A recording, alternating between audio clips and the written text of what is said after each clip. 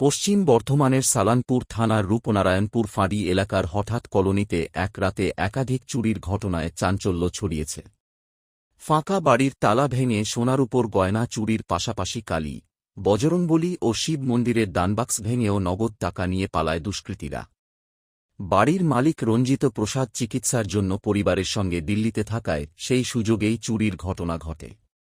পাশাপাশি আরও একটি বাড়িতে চুরির চেষ্টা হলেও ইন্টারলক ব্যবস্থা থাকায় চোরেরা ভিতরে ঢুকতে পারেনি। ঘটনার খবর পেয়ে রূপনারায়ণপুর ফাঁড়ির পুলিশ তদন্ত শুরু করেছে। এলাকাবাসীর দাবি, বারবার চুরির ঘটনায় আতঙ্ক ছড়িয়েছে এবং অবিলম্বে রাতের পুলিশ টহল বাড়ানো হোক। আজ ভোরবেলায় আমার মা, এটা আমার দিদির বাড়ি, দিদির ক্যান্সার পেশেন্ট, দিদি বাইরে গেছে ট্রিটমেন্টের জন্য, তো ঘর বন্ধই থাকে। আমার পাশে বাড়ি আমার আছে, তো মা সকালবেলায় এসেছিল ফুল তোলার জন্য দেখতে, বাড়িটা দেখছে খোলা। বাড়িটা খোলা দেখে মা দরজা খুলে দেখছে, তখন আলমারি ভাঙা, বাক্স ভাঙা।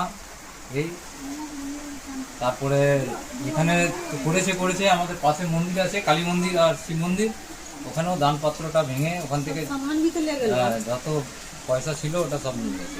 কি কি চুরি গেছে? এখানে তো দিদির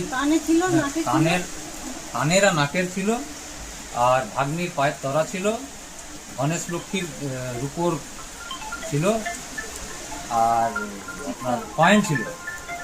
ধনতেরাসের টাইমে যে কয়েনগুলো থাকে না, ওটা কালী মন্দিরে নবজীবন পল্লী কালী মন্দিরে কালকে কোনো সময় রাত্রিবেলায় চোর ঢুকেছিল, ঢুকে ক্যাশ বাক্স ভেঙে মোটামুটি 6-7 হাজার টাকা মতো ছিল, পুরো টাকাটা নিয়ে চলে গেছে এবং আর কোনো কেস আমরা এখনো পর্যন্ত করতে পারিনি।